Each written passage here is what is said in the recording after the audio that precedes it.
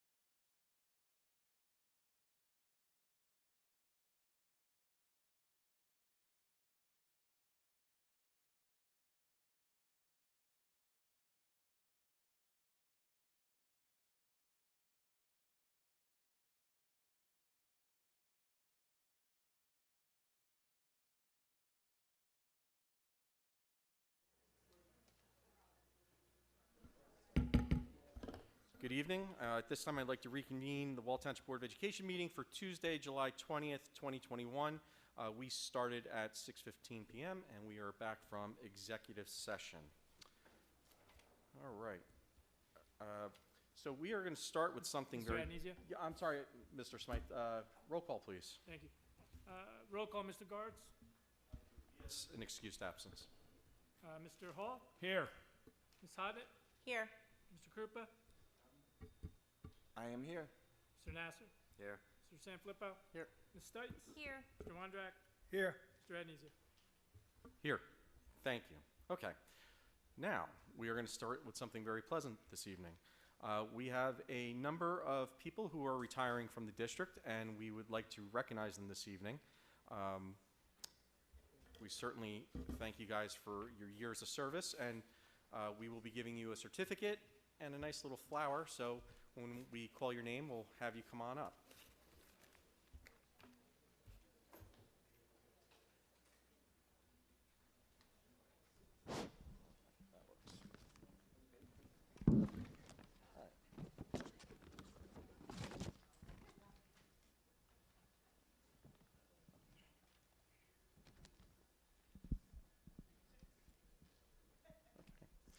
All right, our first retiree is Jill Berterson.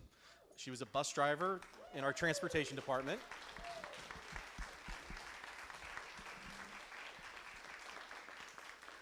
Jill's worked in the transportation department for over 20 years. She knew all her students and made sure they were transported safely each day.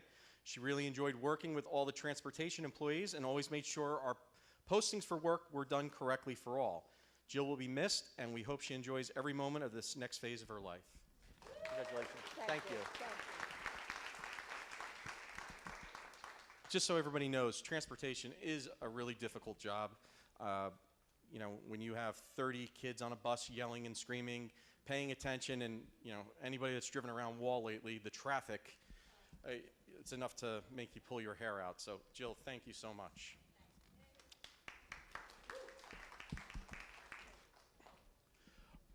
Our next retiree is Karen Berenger. She was a custodian at West Belmar School. So I just found out that she's done a couple of different things for us. She's worked in the Wall Township School District since 1992. That's a very long time. If I can do my math correctly, I believe that's 29 years. My Wall Township education right there. While working here, she served the district in many roles. She started as a lunch aide, then driving the school bus, eventually moving to become a custodian. During her time, Karen has displayed her dedication to the Wall Township schools and its community.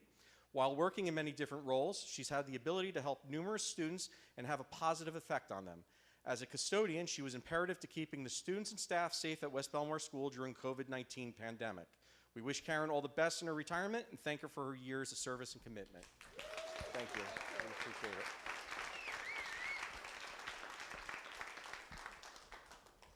These individuals are the backbone of our district.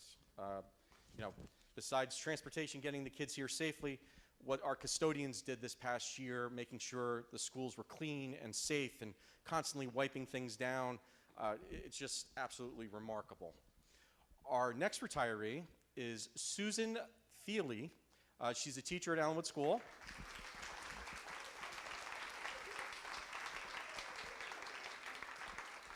So, Susan taught special education to countless students over her long career at Allenwood as an Allenwood Dragon.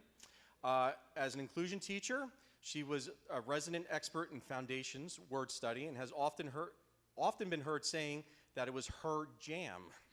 She taught the importance of making up words and the syllables to hundreds of emerging readers. In the classroom, she learned new standards and worked with students to meet them. She is unfailingly warm and makes students feel successful. Thank you so much for your years. Thank you.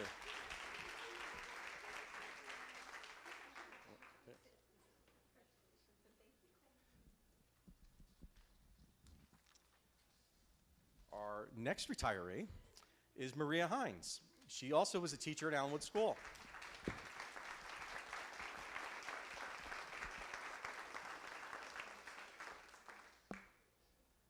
Maria is a gifted special educator who willingly went wherever she was needed. She has upped her tie-dyed sleeves, myriad strategies for reaching students. She's an advocate of touch math and a big believer in keeping materials organized.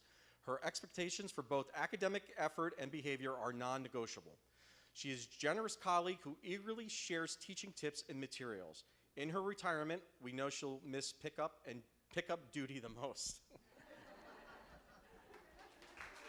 So you're going to miss standing out in the rain? Thank you.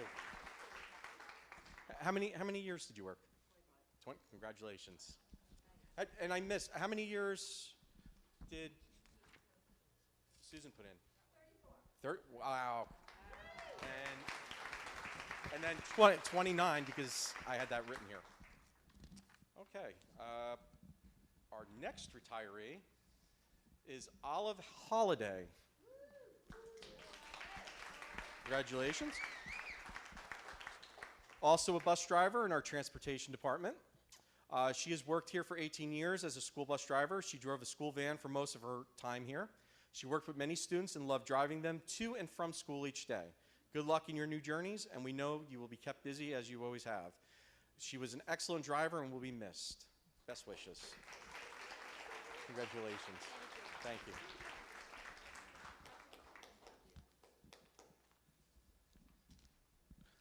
Okay. Our next retiree is Claudia Jowalski. Claudia was a non-instructional para in our transportation department. She worked a very long time as a paraprofessional and was such a great employee. How many years? 30. Congratulations. Wow. 31. You sure you don't want to do a few more? Come on. I heard at 40 you might get a watch. Okay. Okay.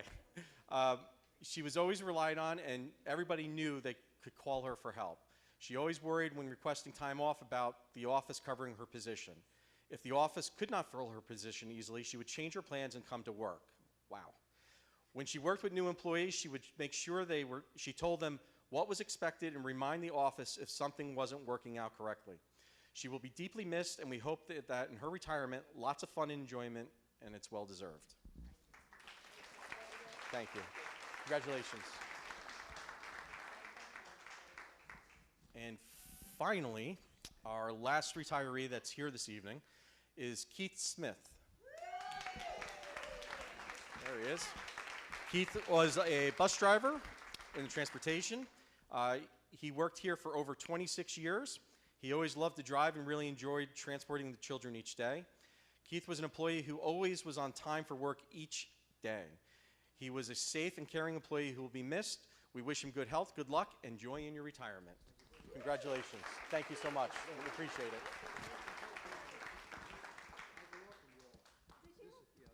You're going to drive a school bus.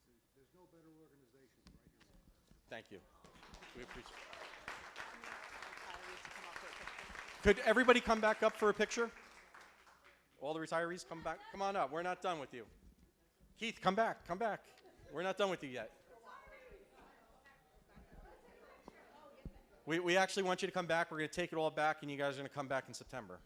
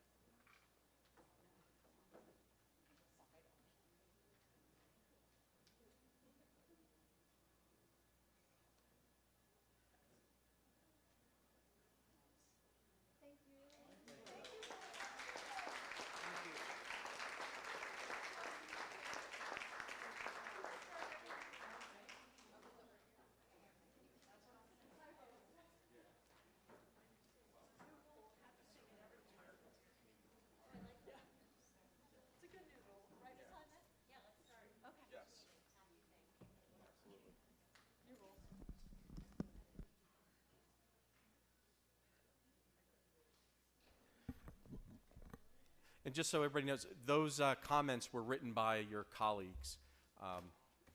So they clearly think a lot of you, and you'll all be missed.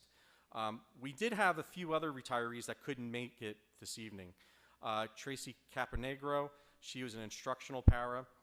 Sharon Gill, she was a teacher. Kathleen Van Thuisen was a teacher. Jeff Allen, he's an art teacher. Laura Beal, LDTC. What does that stand for? Oh, okay, thank you. Patricia Brewer, she was a secretary. Jacqueline Chilinero, she was speech. Denise Clayton, instructional para. Linda Malos, an instructional para. Robert Monlet, I'm not sure what he did. I don't have that on here. I apologize. Robert Neal, a teacher. Janice Weissman, a teacher. Camille Rogers, a secretary. And Frank Smith, a mechanic. We wish all of you health and happiness in your retirement, and thank you for your years of service to our school district.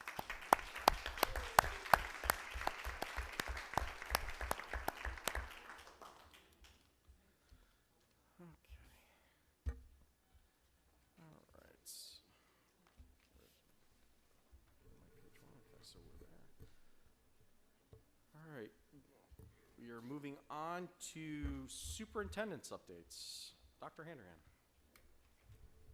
Good evening. I wish to extend my heartfelt appreciation and best wishes to the retirees. As they embark upon their next chapter, I'd like to thank them for their years of service and dedication to the students of Wall Township. Each one of them leaves behind a lasting impression on their respective schools and departments. Thank you so much, and I bid you best wishes and great health. I am pleased to share that many students are attending summer programs and classes throughout the district. I cannot recall a summer when I got to see so many students and staff members, teachers, bus drivers. It's been terrific. Custodians are used to me being, always around. District-wide, 568 students are participating in our summer programs. I am grateful to see so much life in the buildings as we transition into a new school year. This transition is extremely important, and so many people in this room have worked so hard to really make that transition as best as possible for our students, and I thank you. I would also like to thank the district parents for their patience with respect to, and it's certainly apt, this evening, because we do have some of our bus drivers here tonight, to thank you for your patience with respect to the transportation. This summer, school districts across New Jersey struggled to find enough bus drivers to meet the increased summer demand due to newly created grant-funded summer programs. Historically, we do not have many bus runs during the summer, and as such, many of our bus drivers were already committed, like they often are, to other jobs in the summertime. When it became apparent that the enrollment was so high and the requests for transportation was so great, we actually we contacted MOESC, which is a public contracted service, for a bid to provide additional transportation. Despite follow-up phone calls, it wasn't until Friday, June 9th, that we were informed our routes did not receive a bid. The program was set to start on Monday, July 12th, As superintendent, I was faced with the choice of canceling all of the transportation for the general education summer programs, or do our best to develop a solution. I did not want transportation to be the reason a student was unable to attend summer academic programming. Fortunately, due to so many people, and many are in this room this evening, teamwork got us through. And it was the teamwork of the Transportation Office, the WTEA leadership, administrators, and the business office. We were able to cover the routes. And I will tell you that certainly people in this this room this evening are creative, and they really helped us out. We were able to cover the routes, although it was challenging to do so with limited staff and we did have delays, but I'm happy to report that the delays have become less each and every day, and we continue to refine the routes. Again, I apologize to our families for any inconvenience, and I thank them for their patience, and especially I thank the staff for their flexibility, and certainly for the bus drivers that have been helping us out, helping us out for the benefit of the kids. So I think there's so many people to thank because, oftentimes there are challenges. The 2020-2021 school year, I can't imagine a school year without more challenge. And we just, one of the nice things as I am entering my second year, we need to work together. And I can tell you that certainly with respect to, these summer programs, whether it be instructional, whether it be transportation, whether it be custodial, we've all been working as a team to really get things together for the kids. So I thank you wholeheartedly for that. Each year, schools are charged with reviewing harassment, intimidation, and bullying, or what is commonly referred to as HIB data and programming. Using the categories and metrics provided by the New Jersey Department of Education, schools can receive up to 78 total raw points, with 78 being the highest score that can be achieved. The full breakdown for each category for each school is available on our district website. And it is also included, the complete table and breakdown, it's included in the agenda packet for tonight's meeting. The overall score for each of the district schools is as follows. And again, 78 is the highest score that can be attained using the DOE's metric. Wall High School, 77. Wall Intermediate School, 77. Allenwood, 76. Central School, 77. Old Mill School, 77, West Belmar School, 75, and Primary School, 75. Again, I wish to extend my heartfelt appreciation for all of the retirees tonight for their dedication and their service, and I truly enjoyed meeting each and every one of you. And again, I know Mr. Adonisio was inviting you to come back in the substitute capacity. I would very much like to echo that sentiment. So you know where to find us, and we would love that. On that note, I do hope that the Wall Township community members, they are enjoying these summer months, and we're in the throes of planning for a new school year. So I thank you, and thank you very much, Mr. Adonisio. Back to you. Thank you, Dr. Handrahan. Anybody have anything for Board of Education updates? No, seeing none. Committee reports. Policy, Mr. Hall. Okay, thanks, Ralph. Policy meeting we had on July 7th in the superintendent's office. Dr. Hanrahan, Mr. Smythe, myself, Ralph, Andy Krupka, and Kristen Hognett, board members were there, as well as Kim Keeter, who attended virtually.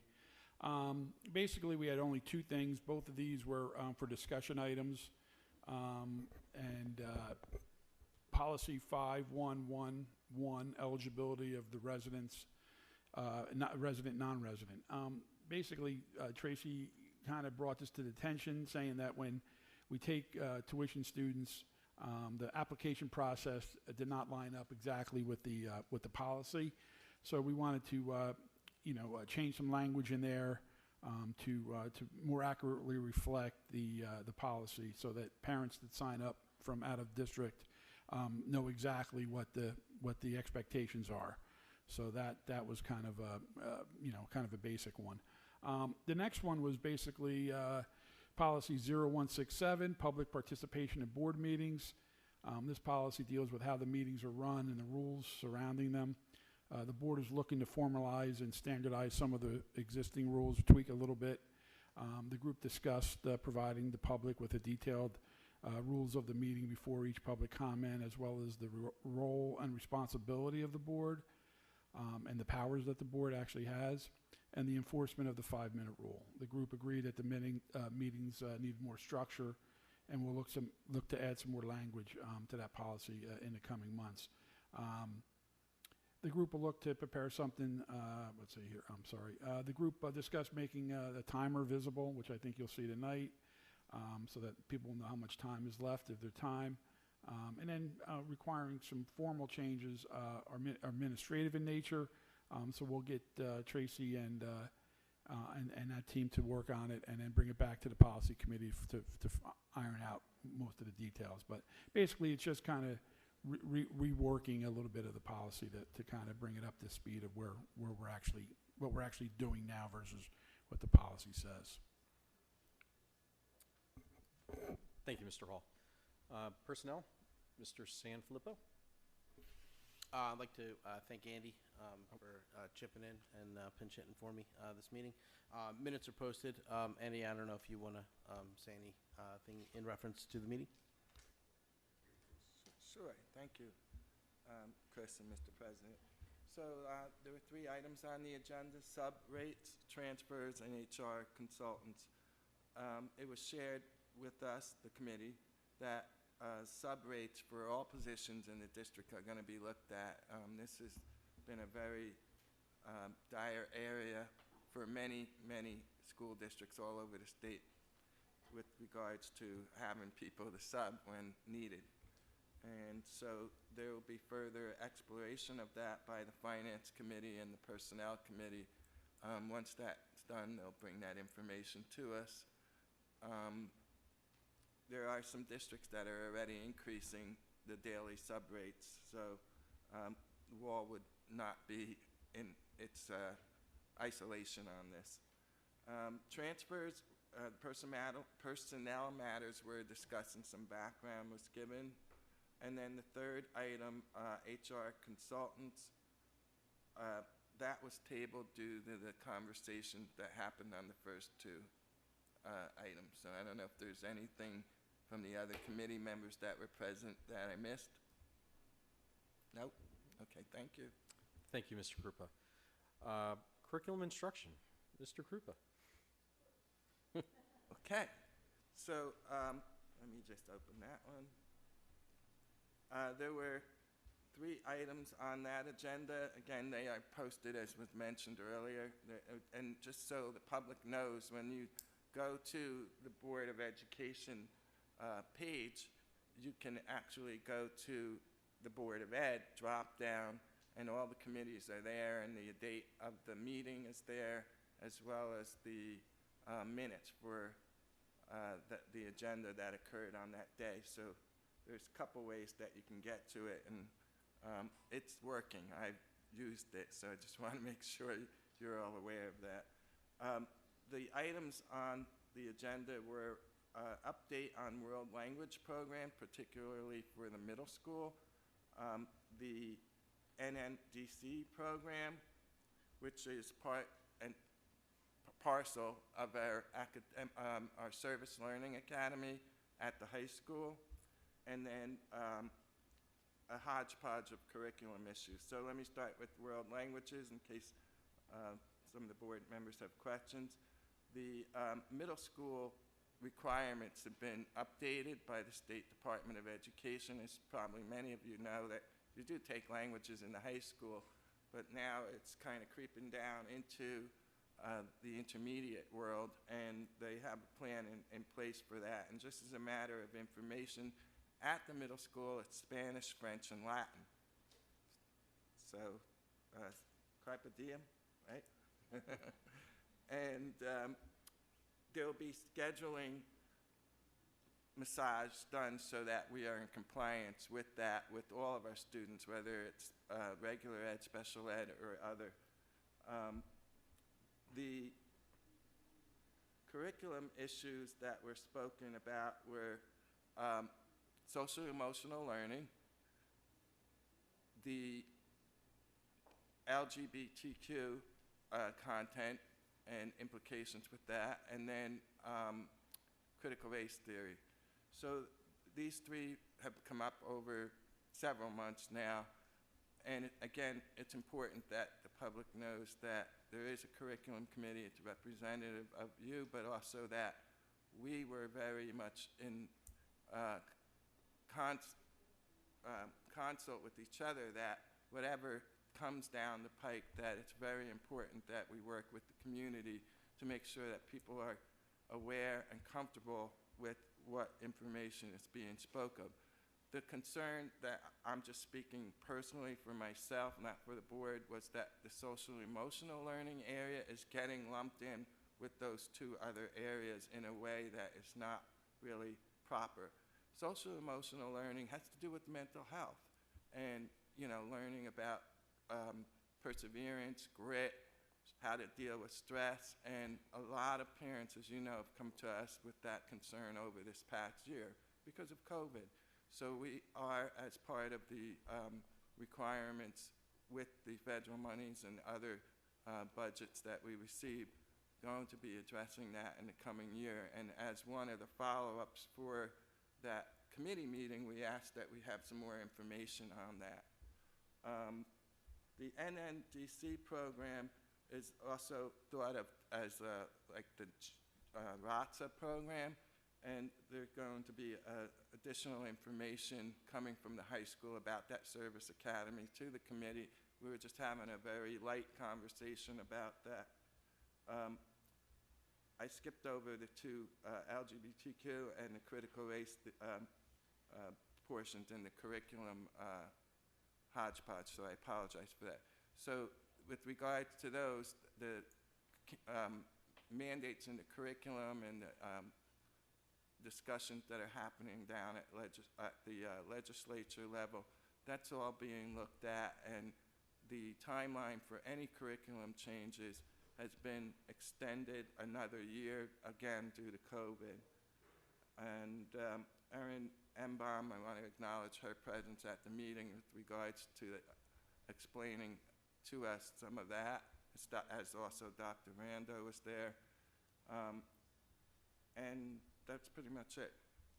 Did I miss anything? Oh, and there's just one other announcement related to curriculum, sort of, which is the I Can Bike program, which is being done at the preschool level. And this week, actually, there's volunteer opportunities for students, anybody really that wants to help out with that program. That's being brought by our primary school director of special services, so we want to thank them for that. But if you have students that are looking for volunteer hours, they should reach out on that. And the committee members, did I miss anything that? I just have a clarifying question. Is it appropriate to ask? Yes. So just in your meeting, because I unfortunately wasn't able to attend, were you able to clarify if critical race theory is indeed the same as social emotional learning? No, that's exactly why I was making the point that it's mental health. Critical race theory would need further explanation, but it had to do, in my understanding right now, is that it had to do with the historical accounts of what's occurred over our history as a country, and whether it's neutral, biased, or does it have a slant one way or the other. But social emotional learning, which I was really concerned about, like I said, has to do with mental health, being able to overcome obstacles, good life skill things. It's separate. It's not the same thing. Okay. Does that clarify? Yeah. Ms. Hodnett, I do want to drive a couple points. Is that I received numerous. One of the reasons it was on the agenda is that we did have some comments and public comment during the past 2 months, and I've also received, and as well as Dr. Rando and our principals, actually quite a few communications regarding critical race theory. I do want to report out that New Jersey Department of Education does not, it is not mandating critical race theory. And I think that there was, that was some of the questions that we received, so I wanted to touch base with that. And with respect to critical race theory, it's not a new term. It's a term that has been around for quite a while. It's associated primarily with law school.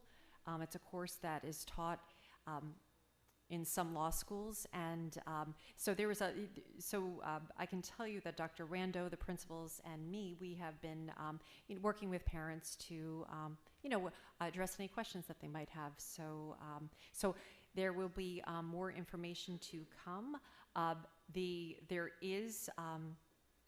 There is information from the Department of Education regarding diversity, inclusion, and equity.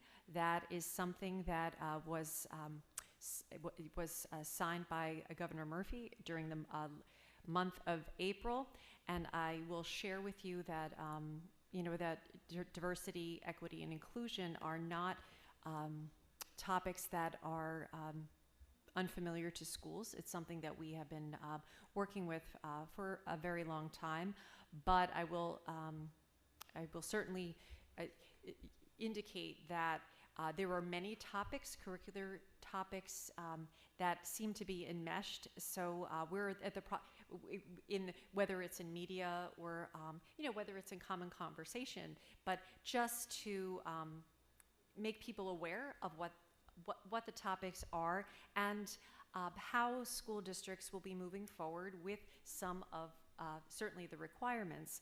And a large portion of what we talked about at the meeting is certainly sharing with the public how we're implementing things, how these topics into the curriculum, and also sharing resources and educating the community. So that really that was a big portion of the meeting as well too. But I do want to reiterate that critical race theory is not required by the state of New Jersey through the Department of Education. Thank you for that addition. I said other committee members, you're in the committee. I am. So, Dr. Hanrahan, I'm sorry. So, but I just want to go one step further, just to be clear, because I know a lot of people are confused about it. There is a lot of conversation about that subject. And it's really college level thinking for people that should be able to make decisions and maybe not necessarily children, but we to date we have not purchased any new books, any new curriculum, anything that would go down the road of critical race theory as it's being talked about in the media today. As it's being taught and discussed in the media, no, there's been no purchases. However, obviously, race is an extremely important topic that is addressed. Certainly, as a high school principal for a long time, it's something that in United States history, I don't want to use the word critical, but it's integral to American history. So with that, so we're teaching history. We're not teaching theories. We're teaching actual history. It's right now we do not have any curricular modifications with respect to theoretical aspects of race. We are certainly teaching race and within certainly a contemporary context, a past context. Our literary choices often race can be a topic. Certainly in United States history too, race is a topic, and we very much take a global look because part of our charge is to prepare our student body for really global citizenry, and we do so with many cultures and many societies. Okay. Thank you. But with respect to an actual, this is a unit on critical race theory, absolutely not. Okay. Thank you. I have a question, Mr. President. Yes. Superintendent Hanrahan. So at one point early in my 2 years on the board, we did get a list of resources. Ken and I were talking about that. When does that typically happen from the curriculum office? Does that happen like you mean the approved curricular materials? Right. Dr. Rando's office is preparing that now, and we expect it for the August meeting. Okay, thank you. So that is a comprehensive list that is available to the public, as well as our curriculum guides for review. Great, thank you. Andy? I don't like being right here. I can't see everybody. I gotta like stretch. You need a corner seat. And I got a small neck. I got a short neck. One of the things that we sort of talked about, and I just wanted to kind of bring that up, was the possibility of having a town hall meeting in regards to curriculum and how different things are integrated into our curriculum in different ways. Like Dr. Hanahan mentioned, reading lists. Certainly on an elementary level, I would think, different passages that these kids read and different things like that. So maybe that would be something that we could throw on the agenda for the curriculum committee meeting. Yeah, that format was discussed as one of the as the options, so it will continue into next month's agenda. And thanks for reminding me, Chris. That was good. And it sounds great. The other thing that came up, which I forgot to mention, I'm sorry, is that the opt-out for sexuality education, whatever, in health and PE, not social studies where they talk about history, but the opt-out for that has been done very well in this district, and I can speak to that factually. We get letters from the principal. If you're a parent out there, I hope you've gotten them. I have, as I am a parent, and it explains the program, and that's without penalty to graduation or grade or anything that existed years and years and years, and I'm just pleased to be able to say that our district does that well, and so kudos to you guys. Thank you. Thank you, Mr. Krupa. All right, on to finance and facilities. Mr. Gartz was not there. The minutes were posted on our website. Mr. Smythe assisted with those. Thank you. But Mr. Nazar has something that the committee has to follow up on our previous meeting, and I will turn it over to you. Thank you, Mr. President. Good evening. I am representing the members of the Facilities and Finance Committee. It's our primary responsibility to deal with the facilities issues that arise. I'm confident that our thoughts represent those of the full board. We're excited to be moving past the central school trailer phase of the Wall Board of Ed. This board and current F&F committee inherited the circumstances around the trailers and, as expeditiously as possible, voted to legally remove them off our premises, investigated the circumstances that led to the situation, and put in action a plan to avoid these types of issues in the future. The report that this board chose to pursue as a way to help move beyond the unfortunate circumstances the trailers presented was thorough, complete, and detailed the history of the trailers from purchase to demise. That report is online on our website for everybody to see, and I encourage people to look at it. Through the investigation, no wrongdoing was found. Our 13 years of school audits found no wrongdoing. Not one government agency that's been informed repeatedly about alleged misconduct was brought forth any charges or reprimand to the board or employees over the trailers. The past central school trailer challenges are no longer a topic of discussion for our committee and for the board. As an outcome, we take away key lessons of what we could have done better, including, but not limited to, being wise about trusting our professional recommendations, investing more strategically in the assets as it relates to their life cycle, and communicating more effectively internally and externally. This board and committee are committed and have shown our commitment to doing things differently moving forward to be more effective, efficient, and responsive. These efforts to be more transparent have been put to task with our gym floor mercury findings and response, as well as the burst pipe at Central School in September of 2020. Communication with the staff, unions, parents, and community was swift, transparent, and in the best interest of students and employees. Those two event responses were also very much in coordination with the WTEA's Health and Safety Committee, and we thank them for their efforts working with us to create environments that are safe to learn and work. Beyond those incidents, our committee reviews school due reports monthly at our meetings to root out repetitive issues that may need attention. Our committee is focused on capital projects within our annual budget to invest in the necessary assets of the district. Going forward, our monthly meetings will be held in various schools with a tour of needy areas and meetings with building principals to hear their input firsthand.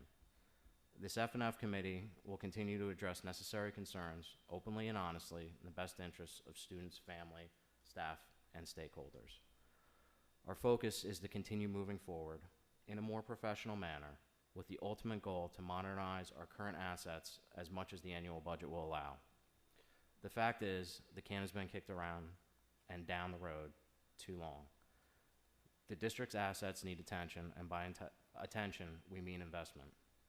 Annual improvements are helpful, but a referendum to fund larger scale needs in an efficient manner is our next big focus. It is what is needed to maintain any level of educational success, from technology, mechanical systems, roofs, security, effective educational spaces, meeting spaces, presentation rooms, and athletic fields. The opportunity is in front of us, not behind us. This committee is committed to making effective progress for the future and not getting crossed up trying to rehash the past. Thank you very much, and we look forward to working with everyone to move the district forward. Thank you, Mr. President. Thank you. All right. This time we are going to move on to public comment on agenda items. The purpose of commenting on agenda items that the board may be taking action on this evening. In accordance with policy 0167, public participation in board meetings, the Board of Education recognizes the value of public comment on educational issues and the importance of allowing members of the public to express themselves on school matters of community interest. So this is only on agenda items. And just so everybody knows, moving forward, no calling out. Calling out, we'll give you a warning, and if you call out again, we will ask you to leave the meeting. We will suspend the meeting. It's to try to keep meetings organized and running well and respect the people that are at the microphone. So please come up.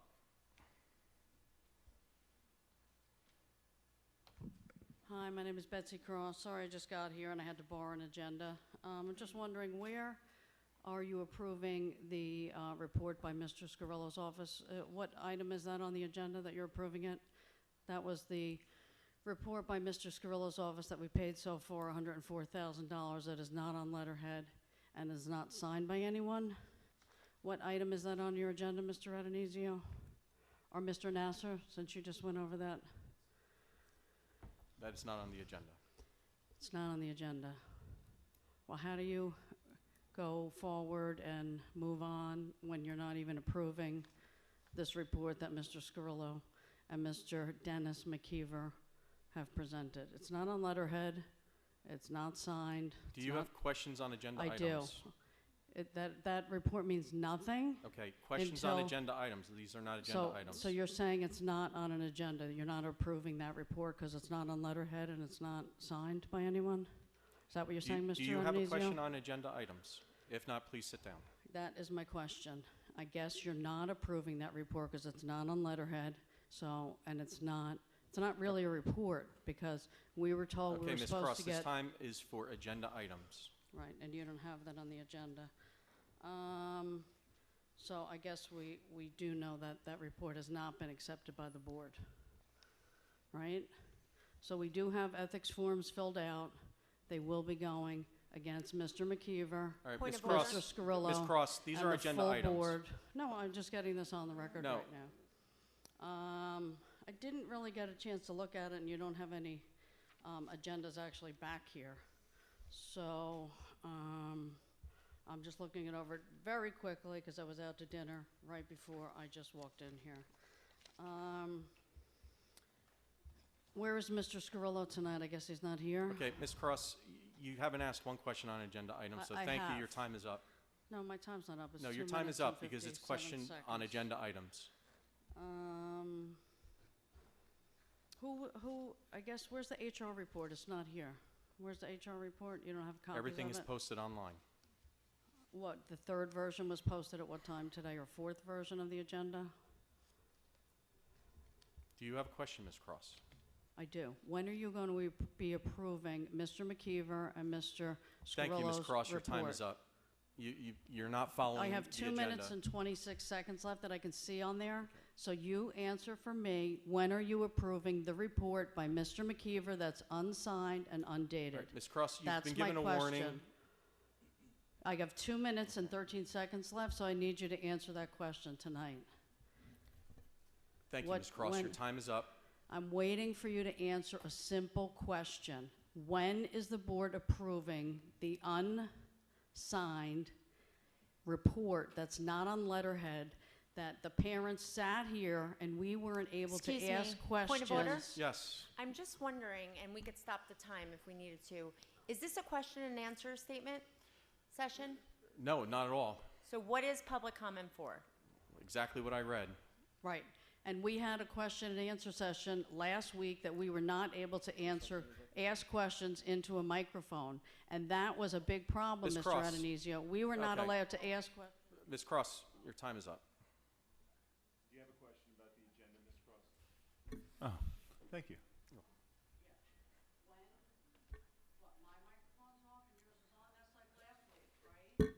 Ms. Cross, you have a question about the agenda? Yeah. Where is your report approved? It's not on the agenda. Ms. Cross, you have a question about the agenda? It's not on the agenda, ma'am. Return our $104,000. Do you have any other thank you.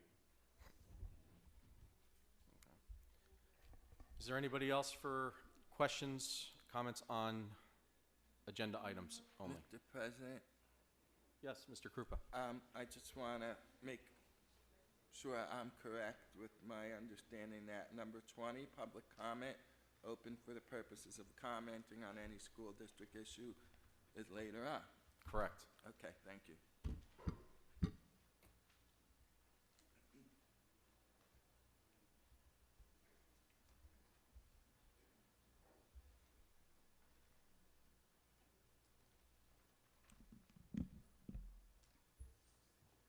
Hi, my name is Lauren Gallick, and this is my husband, Brian. We live in Wall, and we have 3 girls in the district. Tonight, Dr. Hangerhan, I respectfully ask that you strike the 2 proposed new hires for the TBD special education spots from Section 1 of the HR report. And members of the board, I ask that you do not vote on these 2 individuals until you receive reassurances that this is not a backdoor plan to remove Mrs. Moore and Mrs. Bafigi from their MD classrooms in September. The 2 lines that I just referenced are anything but transparent. The 2 teachers in the HR report are retired Allenwood teachers, and one was not even in special education. So please ask yourself, what is the coincidence that administration is looking to replace both of these retired Allenwood teachers with 2 new hires for special education, while at the same time trying to replace the 2 current Allenwood MD teachers? There is no coincidence. This is the administration's way to get both new hires in the door and then perform an intra-building transfer to move Mrs. Moore and Mrs. Bafigi out of their rooms. It appears as if politics are being played behind the scenes, the wink-wink, nod-nod kind of politics that are not prioritizing the needs of our children post-pandemic. The MD program's success is due to Mrs. Moore's and Mrs. Bafigi's combined 28 years at Allenwood. They are always looking to take the program to the next level.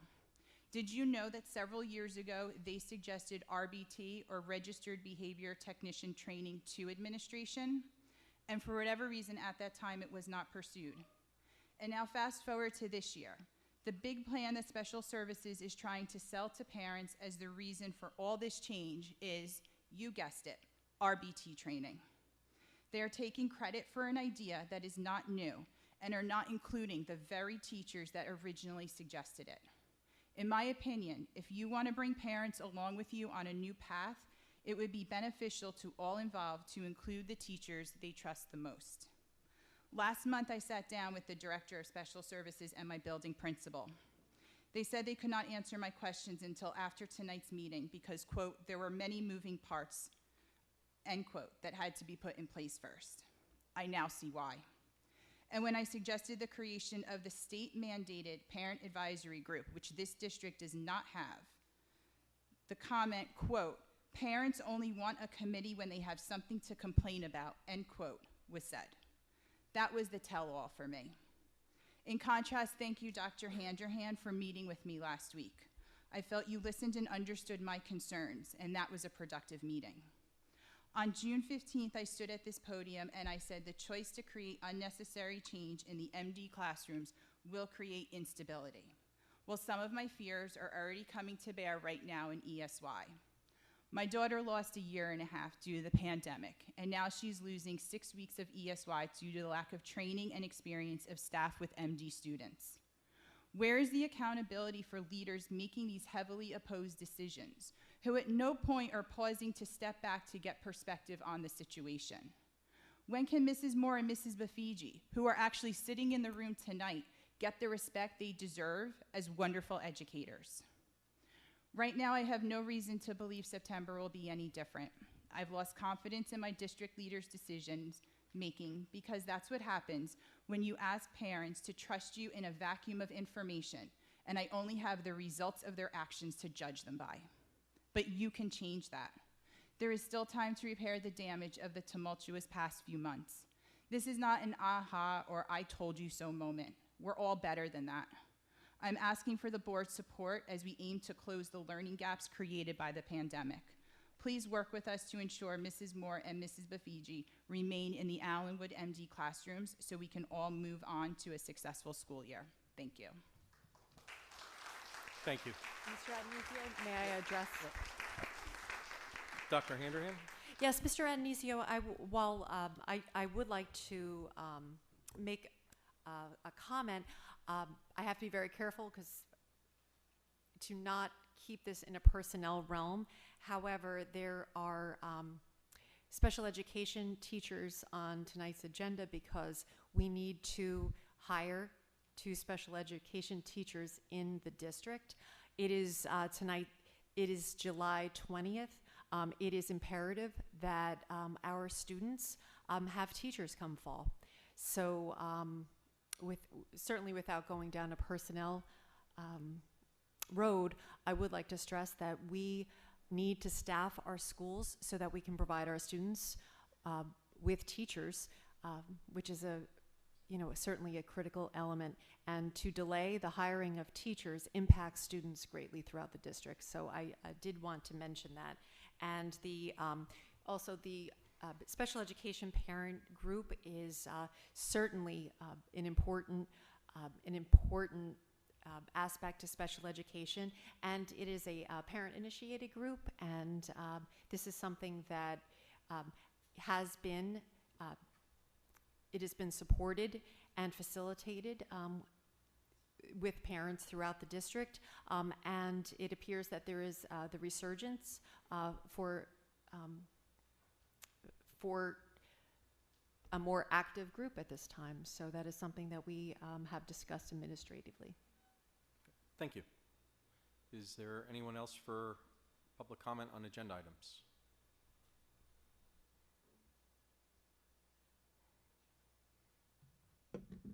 Good evening, everyone. My name is Danielle Heisman. I reside on Allaire Road, and my daughter Elise is currently in the MD program at Allenwood.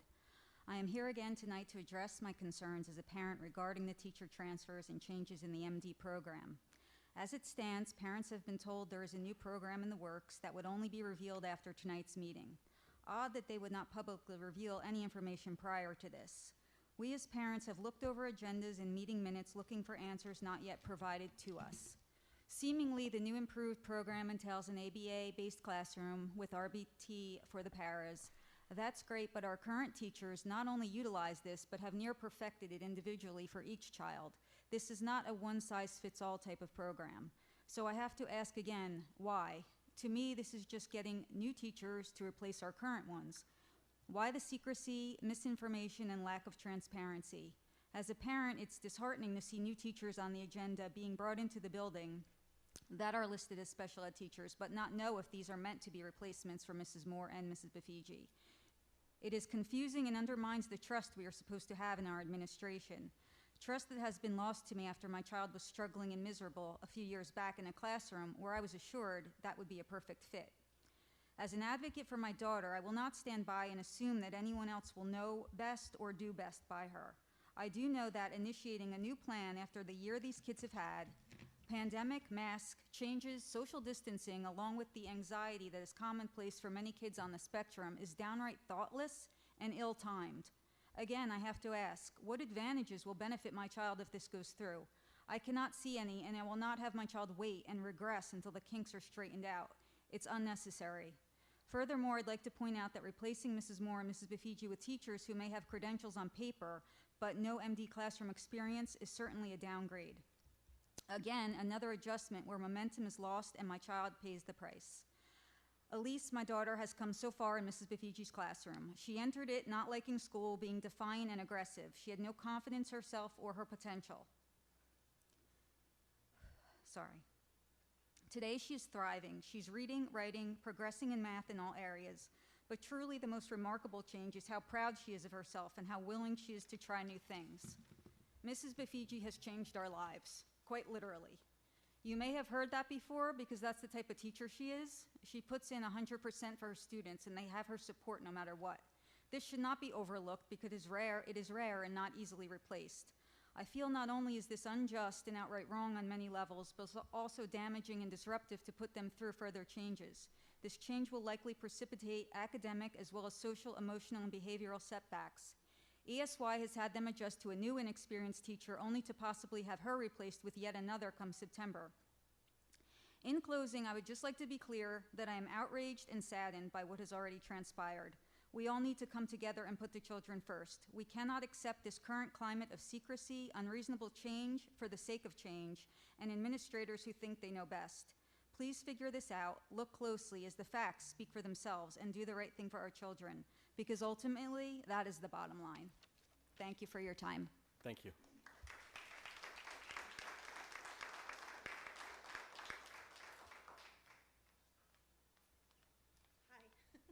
My name is Amy Saccone. I just want to make one clear statement. My son was in Allenwood, and he will be going out of district next year. My statement is that when we came together, our two teachers, Mrs. Bafigi and Mrs. Moore, have done wonders for my son. And it's evident because they had an elementary program that could provide everything for him. And now we're going out of district because the intermediate school can't meet his needs.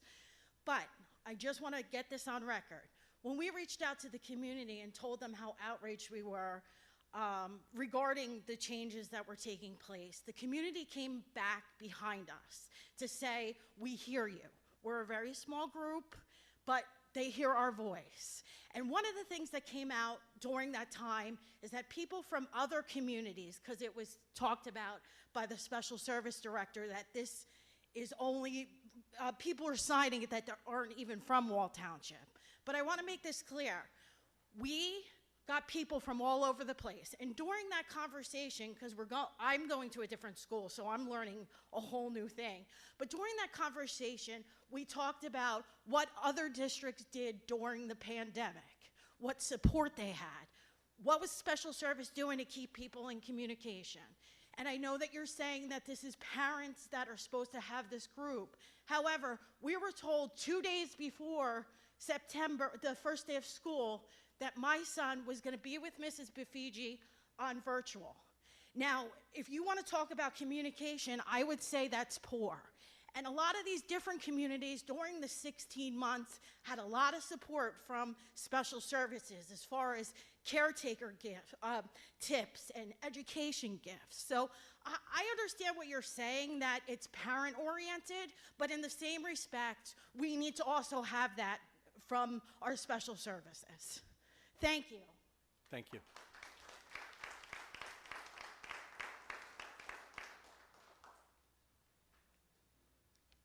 Hello. I'm Maria Hines, 1719 K Street in West Belmar.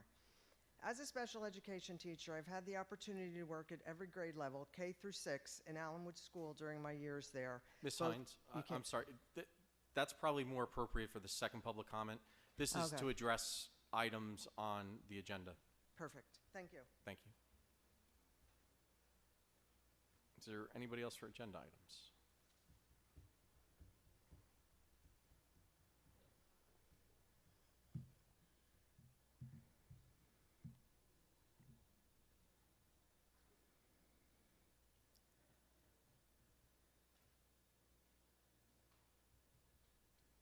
I'm sorry, could you start my time? I didn't Time start- has started. I didn't start speaking. You're at the microphone. Yeah, only just because I walked quickly, more quickly than some, but could you start my time? I'm going to start speaking now. You just wasted 15 seconds. All right, Ms. Cross, I gave you one warning. Now we're going to suspend the meeting, and you're going to be asked to leave. Can you please stop the clock while Ralph talks? Yeah, please stop the clock, Mr. Smythe. Ms. Cross, While Ralph is speaking, please stop the clock. yes, Ms. Cross, you're leaving.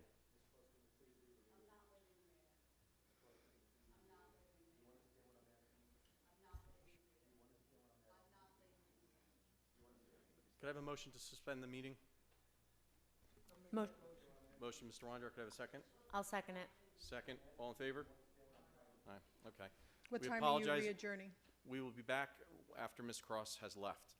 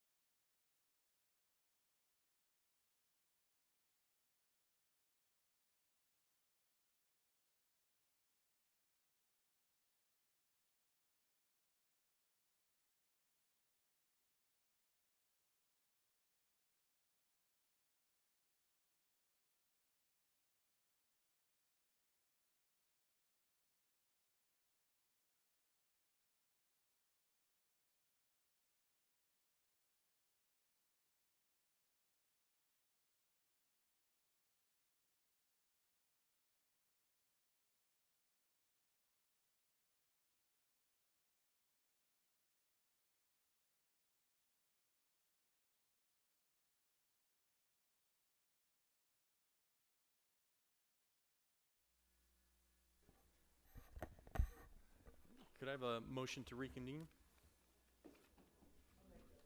I'll second. Do we need a roll call on that? Just make sure we're all back. Yeah, everybody's back. All in favor? Okay. All right. Mr. Smythe, roll call, please. Mr. Hall? Yes. Noted that Mr. Gartz is absent tonight. Mrs. Hodnett? Yes. Mr. Krupa? Yes. Mr. Nasser? Here. Mr. Sanfilippo? Here. Ms. Stites? Here. Mr. Wondrak? Yes. Mr. Ednezi? Here. Thank you, Mr. Smythe. This time, I'd like to apologize to members of the public for people who don't follow decorum and don't respect the fact that other people are here that have legitimate concerns and want to express yourself to the board. So we want to hear you. We want to do it in an orderly fashion so you get the time that you all deserve and respect. So apologize for that. Ms. Duran, time has been reset.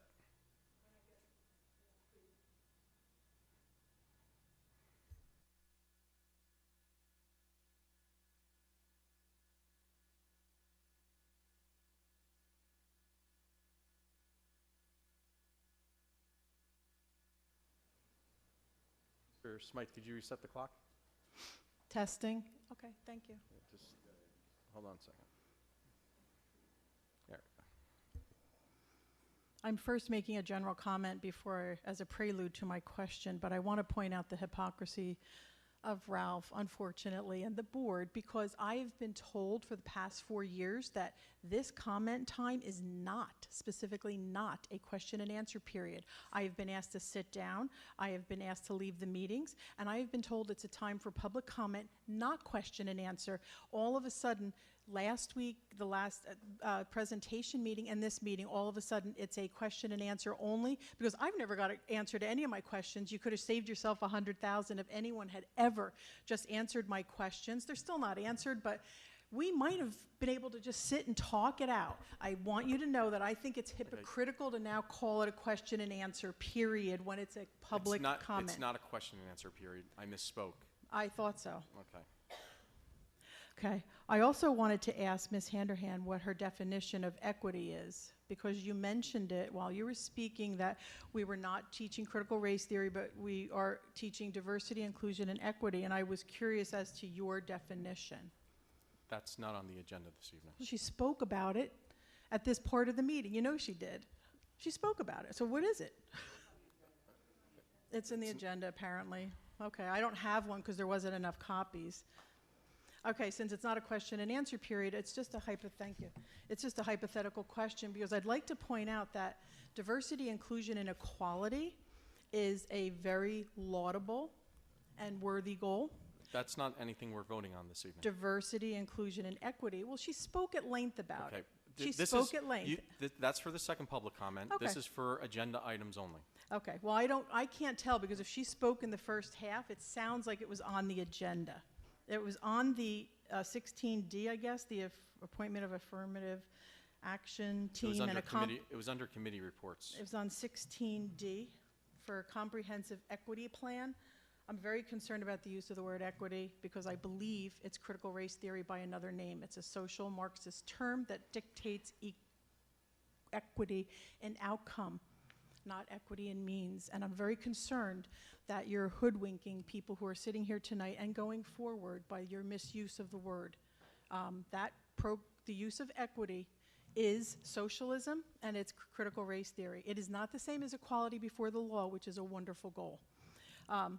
Also, I wanted to, somebody, I believe it's the gentleman in the blue to my left, spoke about the trailer report, and I just wanted to say that I didn't get my questions answered, and I didn't get interviewed. Although Mr. Sciarillo stood up here and said, myth busted, everyone who wanted to get interviewed did, I did not, and I think that was deliberate. I emailed him, All right, Ms. Dorian, and I that is told not him, on the agenda. well, you spoke about it in the first half of the meeting while addressing the agenda item. So you spoke about it at length. Point of clarity. Yes. Mr. Smythe, can you pause the time? Stop the time. When we say action items, can you clarify what that means? Things we are voting on this evening. Which would be where? It would be on the agenda from, where's my front page? Old business to new business. Thank you. So nothing on the 14 first 2 pages are included?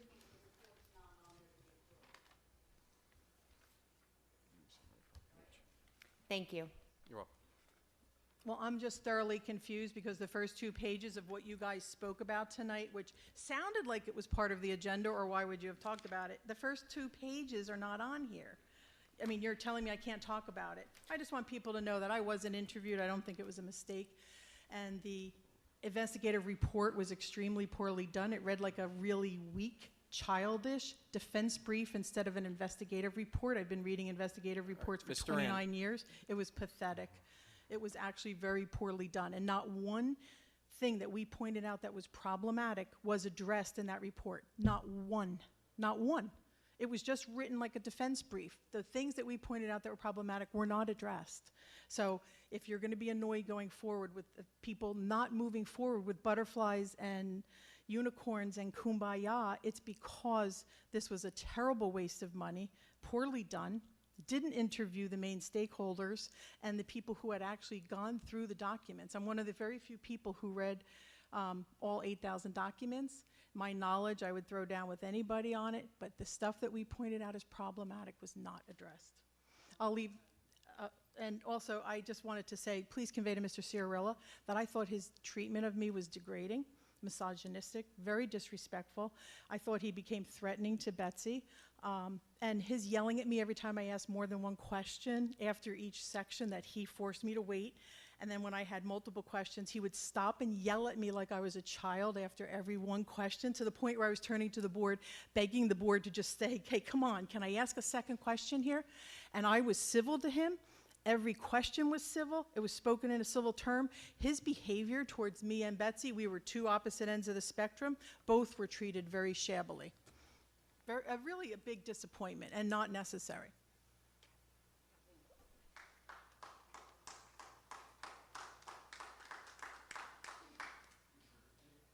For comments on agenda items only. I'm sorry, action items. Agenda action items. Yeah. Hi, my name's Lauren Cuna. I'm a Wall resident. One comment I had is I noticed there were several versions of tonight's agenda. The first one was 80 pages. The next one was 127. I did go through the 80 pages. I didn't get a chance to look at the new version. So I wanted to know what 47 pages were added.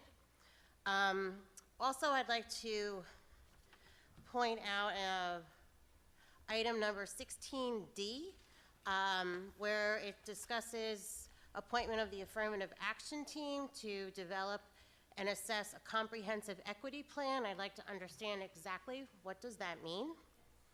And also, item number 12C that was discussed tonight, the curriculum and instruction. It is my understanding that, in fact, while CRT might be a graduate term, and we don't educate graduates here at Wall Township, a graduate levels course, it is used, there are other terms that are used, so I'd like to understand the terms that this district will use and be open and upfront about, because I'm concerned about my children being taught things or indoctrinated in certain aspects of our history. And my third item is I would really appreciate a town hall to discuss this, like a gentleman up here mentioned. I think we have a lot of parents who are concerned about what this district wants to teach our children. And I think you need an opportunity to hear from all our parents. Thank you. Thank you. Yeah. Yep. Well, let me, okay. Yep. Hi, Kim Hausling. My son's a student in Wall Intermediate School. I'm very concerned as well with this inclusion and diversity curriculum, I guess you want to call it, since you're not calling it CRT. I've got something here from Ms. Embaum provided to somebody. Employ at least 2 different disciplinary perspectives in paper, oral presentation, or research project on LGBTQ+ topic resources, brain pop, civil rights, pride, Black Lives Matter protests. National Geographic, 12 historic LGBTQ figures who changed the world. I have nothing against LGBTQ community. I have family members who are in that community. I have Black and Asian and Puerto Rican and every other friend in my circle of friends. I'm disgusted, actually.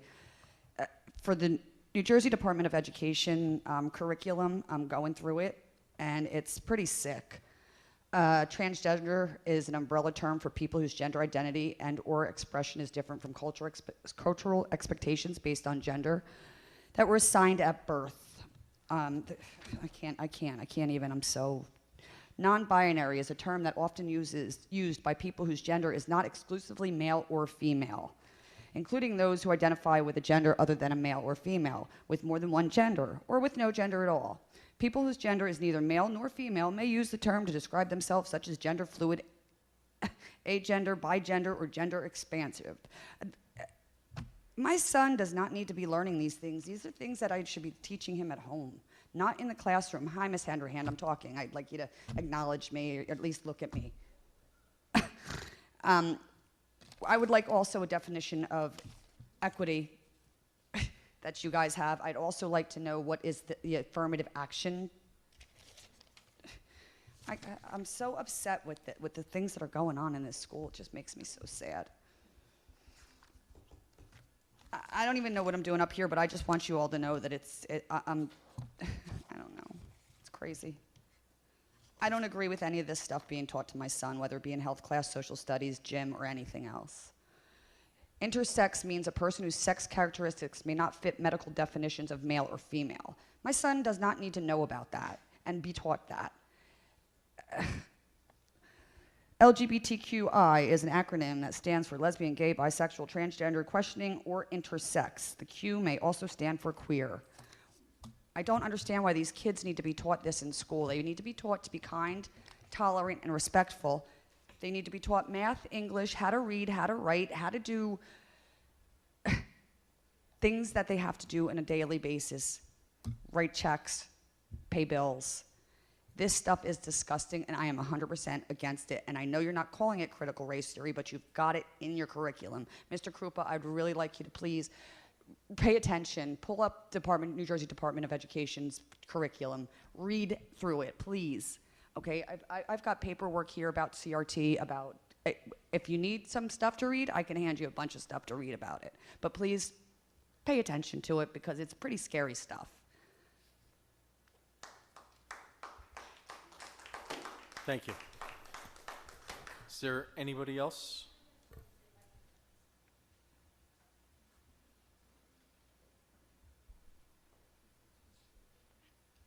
Good evening, Jennifer Spear, Wall Township, 2 kids in the school district, hopefully for next year too, hopefully. With everything that's being said, I would just hope that you'll be forthright, transparent, and give the parents some heads up before the week before school as to whether or not they're going to have to mandate, if they don't have a vaccine, are they going to have to wear a mask all day, longer than they wore last time. I was good with the 4 hours. Longer than that, I'm not okay with. Second thing, if the curriculum is going to change, which some of that is, I received some of it from Mrs. Embaum. I understand about the LGBTQ stuff. I don't agree with the BLM coming in to schools to be taught to children, period. If that is going to happen, I'd like to know when I can withdraw my children. What is the end date for enrollment to get a tax credit to go elsewhere? Let us know. Thank you. Thank you.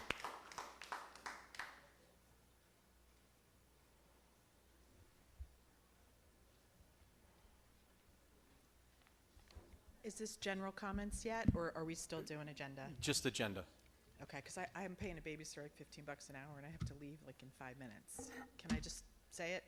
It's about the 2 appointments that are being to be voted on. Go ahead. Thank you. Okay, so I'm Betsy Prince, 3426 Shoreline Drive, Allenwood. Most of you know my name because I've sent several emails and letters. I'm here to support Heather Bafigi and Patricia Moore. It's a huge decision that's on your shoulders, and I'm glad you're not taking it lightly. Most of us have children that are nonverbal, so we're the only voice that they have. And I just feel like it shouldn't be this hard, not just to raise our kids, but to fight for our children with a school that's supposed to be watching out for them. It should be a no-brainer. We support and guide them, and you, the school district, provides the absolute best teachers that you can, that our children, to teach our children to like themselves and thrive. When one of our kids has a really bad day, they come home very upset. If they're nonverbal, which my child was for the first 7 years of his life, the way they show it is by biting themselves, throwing things, punching us, screaming for hours, not sleeping at night, walking the up and down the stairs. I had 1 year when my son used to come home crying for hours every day after school. Luckily, that was not a year he had Mrs. Bafigi. The only way I can explain it to you, if you don't have a special needs kid, is to picture coming into a movie late. And either there's no dialogue at all to the movie, or it's in a different language, and there's no subtitles. We, as parents of special needs kids, have to be detectives to figure out what our child needs. I have all kinds of health issues now from fighting so hard for Ryan, who's now almost 19. I'm 57, and most days I feel like I'm about 90. It's exhausting. The only light in the clouds is when you have a super good teacher with your child during the day that makes them like themselves and helps them get over big and little challenges. When you have the power to mess with that and replace two teachers that are amazing at their jobs, you're taking a gamble with our children's lives. It won't affect any of you, but it certainly will affect our children and our families for years to come. Please do the right thing and leave these two amazing teachers where they belong in Allenwood in the MD classroom. Thank you for your time. Thank you.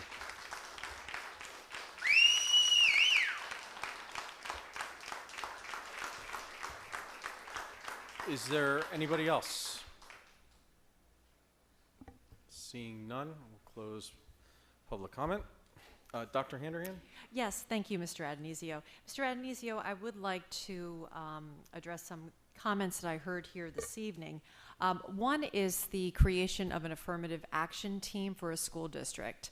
I invite the public to look in past agendas because it is a requirement that a school district has an affirmative action team. And I will tell you, when I started as an administrator in 1997, it was a requirement. So I invite the public to look at that, so I can assure you this is not me hoodwinking, to use a term that was used this evening, for the community. Additionally, I would also like to talk about the comprehensive equity plan. Again, similar to the district's requirement for an affirmative action team, it is a requirement that a school district has a 3-year comprehensive equity plan. This is not a new requirement, and again, it will appear on many past agendas, so I do invite the public to use our archives to identify where these have been developed and approved in the past. I would also like to revisit my brief comment regarding the Diversity, Inclusion, and Equity Act that Governor Murphy signed into effect this past April. In the act, he and his team indicated that the schools in New Jersey would receive resources from the New Jersey Department of Education. To date, nothing has been sent nor created anything has been communicated to the school district. So I think it's important to note all we have is the actual act itself. In it is promising school districts resources that have yet to come to fruition. So I did want to point that out. And also, as mentioned during the curriculum committee segment,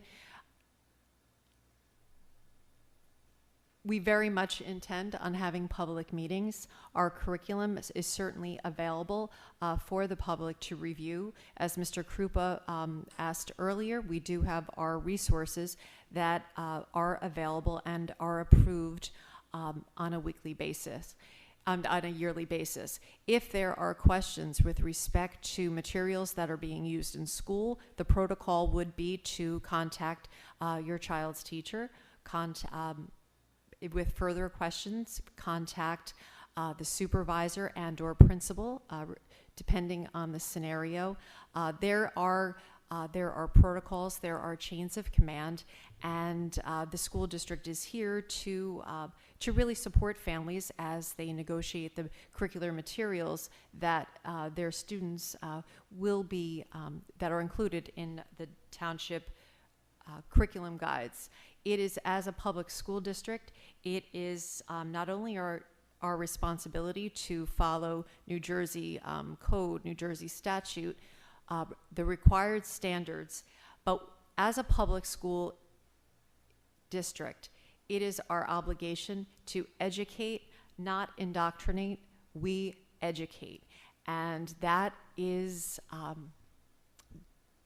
our job, to educate, and making students aware of certainly, whether it's the Pythagorean theorem, whether it is, atomic theory, whether it is universal themes in literature. This is our job. And the state of New Jersey, we are a public school, and there are standards that the New Jersey schools must follow. But I would like to echo back and indicate that an affirmative action team for a school district and a comprehensive equity plan is very much central to the operation of a school district, and it has been for some time. Thank you, Mr. Adonisio. Thank you. Dr. Hendren, someone mentioned 47 pages added to the agenda. Mr. Adonisio? Yes. That's regarding items, I think it's on. Talk louder. Sorry, 18C, D, and E. It's the bills list. On the original agenda posted on Friday, they were listed as to be provided. And then when the agenda was updated on Monday, and again on Tuesday, those documents, the bills list, were included as attachments B3, B4, and B5. But the agenda on Friday that did not include the attachments said on the agenda under those items under 18 that they would be provided. Great, thank you.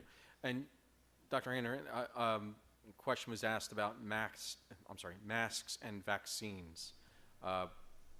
As a school district, we don't mandate vaccines. That would come from the state, correct? That's correct, and that's an item that we have addressed in past meetings before. The school district has, certainly there is literally no discussion requiring the COVID-19 vaccine. It hasn't even been discussed. It has also not been discussed at any of the superintendent meetings or through any communications that have come through the New Jersey Department of Education. And as for the masks, the governor, the last update he put out, left it up to the individual school districts if they were going to wear masks or not. Yes, and he also indicated that he was monitoring health data at the time, so things are subject to the health data at the time. Okay, thank you. And that would be at the time of the opening of school. Yes. Okay. All right. Moving on. Number 14, could I have a motion for approval of the secretary minutes of the executive session of June 15th, business meeting of June 15th, executive session June 24th, and the special meeting of June 24th, all of 2021? So Okay. moved. Motion, Mr. Krupa. Second. Second, Ms. Stites. We need roll call, Mr. Smythe, or all in favor? All in favor? Any opposed? Any abstentions? No? Motion carried. I have a question. Yes. Sorry. I missed the executive session on June 24th because I had class. Do I abstain from that? Okay, Yes. thank you. Record will be noted. All right, new business. Number 15, policy. Recommended approval after public hearing of the first reading following policy 5111, eligibility of resident, non-resident students. Could I have a motion on that? I'll make the motion. Motion, Mr. Winder. Could I have a second? Second. Second, Mr. Krupa. I will open it up to public hearing on this policy. Betsy Cross, I live in Wall. What are you changing in the policy that for non-resident residents? It's been posted online. I know. Before you vote on it, I'd like to know what it is because I didn't look at it online. So if you can tell me before you vote, what are you changing for eligibility of resident and non-resident students. Otherwise, don't vote on it. Do you have And- anything else? Do you know the answer? Do you have anything else? I wouldn't vote on it if you don't know the answer, Mr. Adenizio. Ralph? Yes. Excuse me, Mr. President? Yes, Mr. Yeah, we went over this before, but basically, it's the application to become a tuition-based student here in Wall. You know, you live in Manasquan, and when you send your kid to Wall, you will pay the tuition. The application process, what it says in the application, you know, what we would do is different than what the policy said, in some cases. And again, I think Dr. Hanrahan led the discussion on this, and she can give maybe a little bit more granular. I don't know how far granular you want to go, but Yeah. in general, just to answer Mrs. Cross' questions.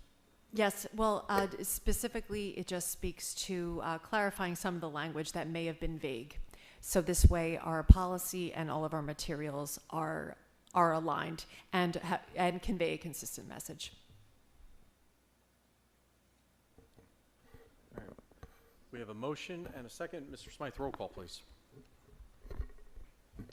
So moved. No, we already did that. Got it. Sorry. Vote. Mr. Hall? Yes. Ms. Hodnett? Yes. Mr. Krupa? Yeah.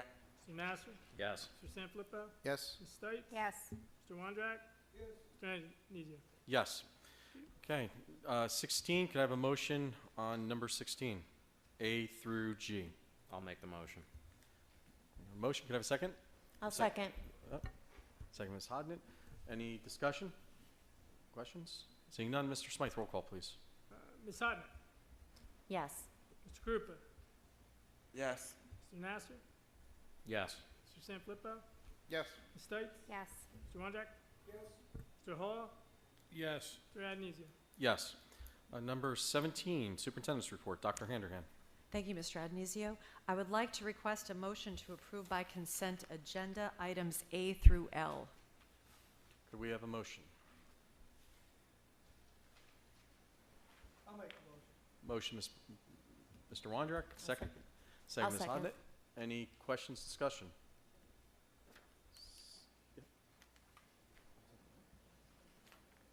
Can you speak in the microphone, Mr. Smythe?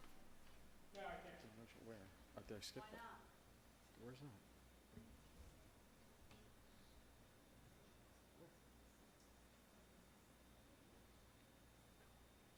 What number is that? Can you speak in the microphone, please?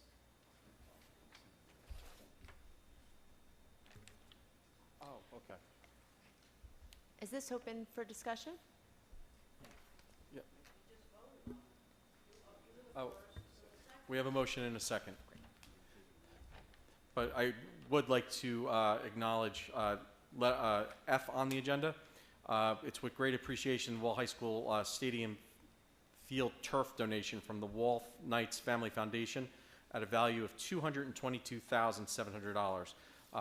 They have donated that to the district, and they will be installing a new turf field with contractors. So we certainly appreciate that, and we will have a world-class football stadium field come the fall. All right, Mr. Smythe, roll call, please. Oh, sure, Mr. Krupa. Can you talk in the microphone, please? I just want to make sure I understand. So when we list, for example, home instruction, that's a large number of teachers. That's for the. It's says for the seven- upcoming school year. It's for the next coming school year. So this is just so if the opportunity. It's a pool of educators that are willing to be home The instructor. opportunity. Okay, thank you. Anybody else?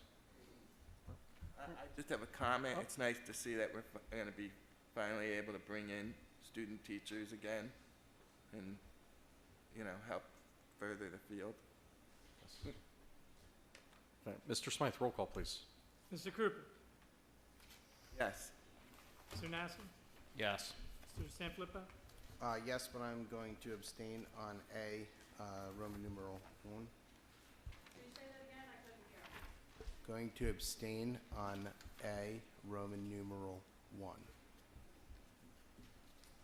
Ms. Stites? Yes. Mr. Wondrak? Yes. Mr. Hall? Yes. Ms. Hodnett? Yes, but I'm going to abstain on Roman numeral 11 as it pertains to me. Excuse me, Mr. President. Yes. Board Secretary. Since we're on that So- PD, I apologize. Mr. Agnizio? yeah, Yes, but I will abstain from Roman numeral 1. Seth Hewitt, Heather Daniel, and I'm going to kill his name. Supervisor of World Language, our new hire, because my family member is a teacher in the district. Noted. Thank you. Mr. Krupa, you had? Mr. Smythe might be able to answer this, or somebody. That PD that has the board, should we have abstained from that, or is that because it's not named, it's just the whole board going to the convention in the fall? That's on the PD approval. Correct. It's noted that it would be an abstention on self, but you're not listed individually, but it's the board and the administration that is being approved through the New Jersey school boards.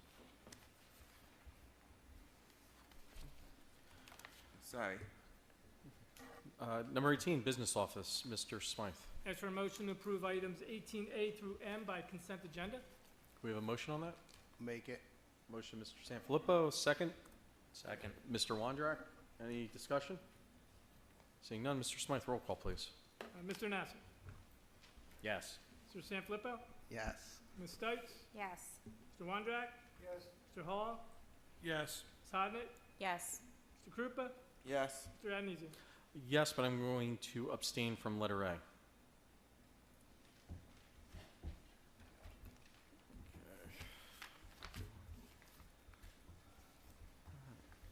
All right. This time, we will open public comment for any school district issue. I know. Here we go.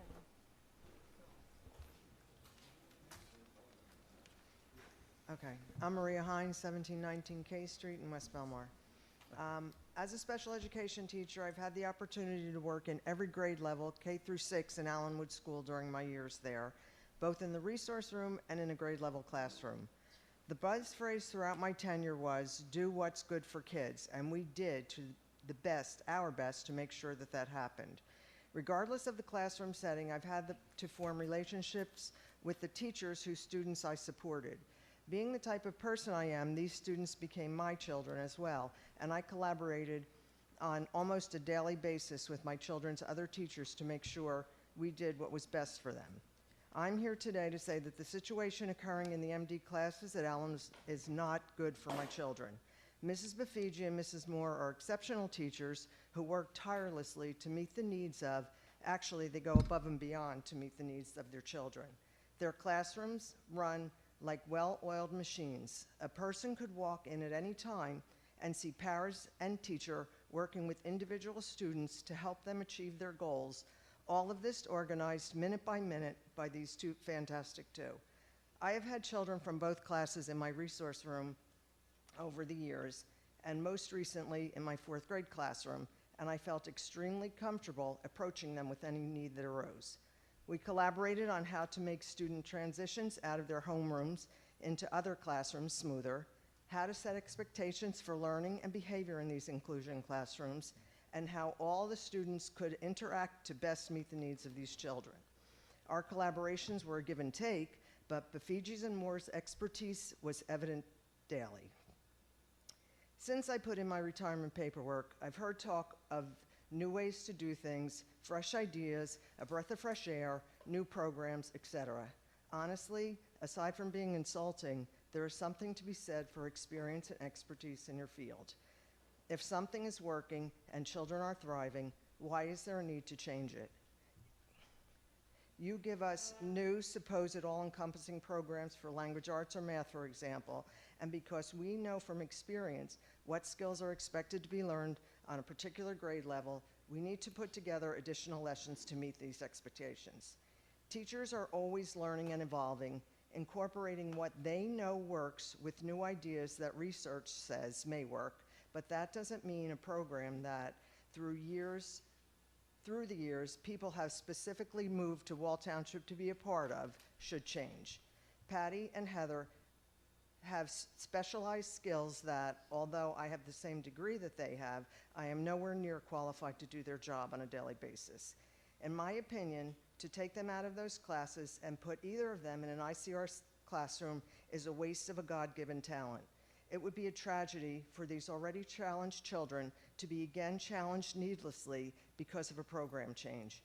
If the program needs to change in any way, allow Mrs. Bafigi and Mrs. Moore to incorporate this new program into their already working one. Not all change is good, especially a huge, needless change like this one. Thank you. Thank you.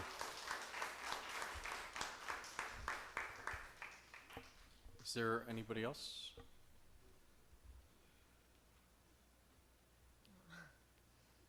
Kathy DiGenova, Wall Township resident.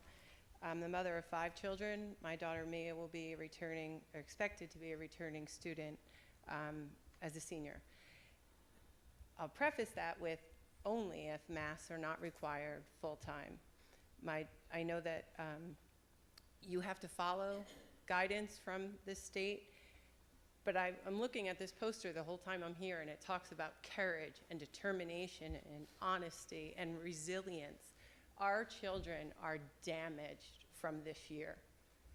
The mask will only further damage, and I can't even imagine what it must be like for an elementary student to be afraid of another student or to be told by their parent that you're going to kill grandma if you don't wear your mask. You know that not to be true. There's 9 million residents in the state of New Jersey. 1 million of them have already recovered. I asked the question of how many of our students do we know are recovered. I was told that that information was not available. I believe that it is. I believe that the Department of Health does know the answer to that question.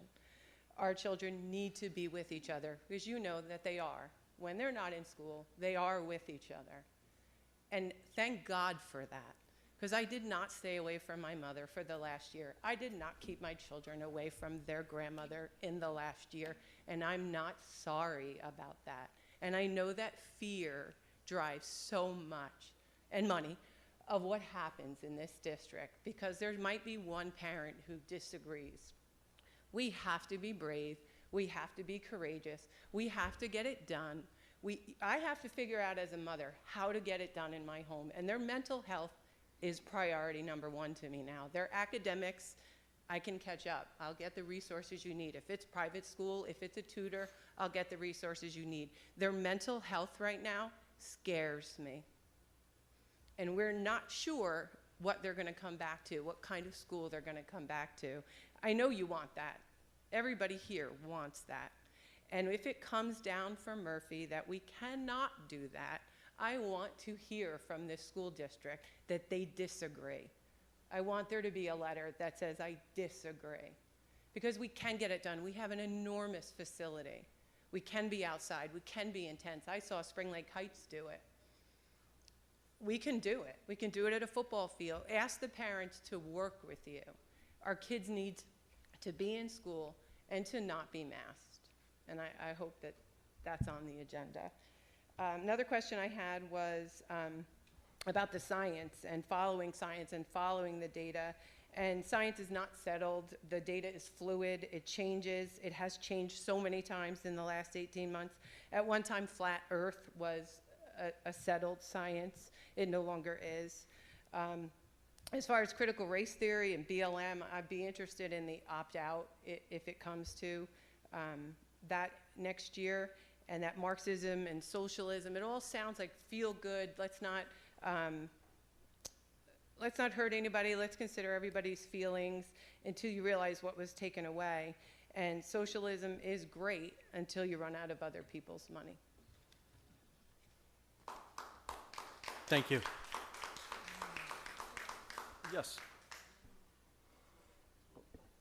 Go ahead. Okay, I just wanted to remark that district COVID-19 statistics of cases is available on our website. So I just wanted to mention that all the statistics from January moving forward are posted on the district website under the COVID-19 tab. Thank you. Ma'am?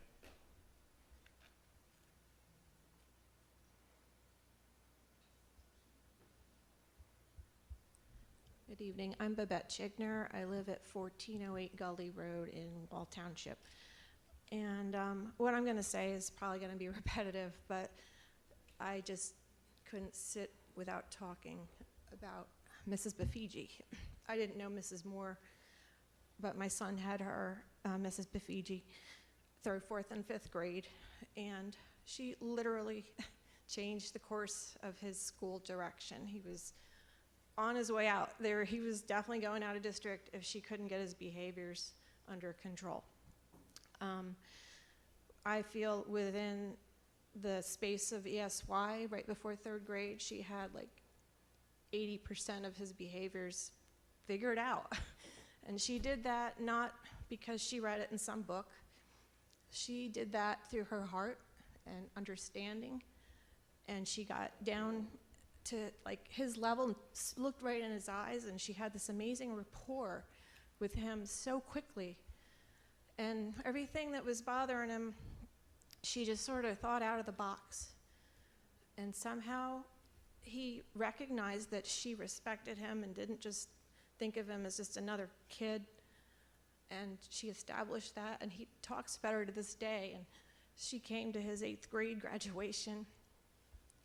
He's going to be a senior now, and he's looking at colleges, and he's in the engineering school, pre-engineering school, and he's excelling. Like, he's got his driver's license, he's got an internship, and I credit her with so much of that. I know I helped, but I think she really just changed his course in school, and I would hate to think anybody would miss out on that because she's been put in the wrong place.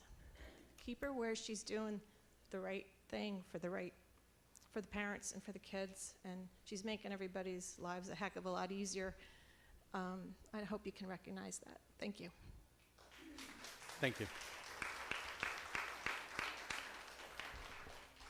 Hi, Betsy Cross. I live in Wall Township. I know you did pass on your agenda hiring those new teachers for special ed. And when will Mrs. Bafigi and Mrs. Moore find out where they're going?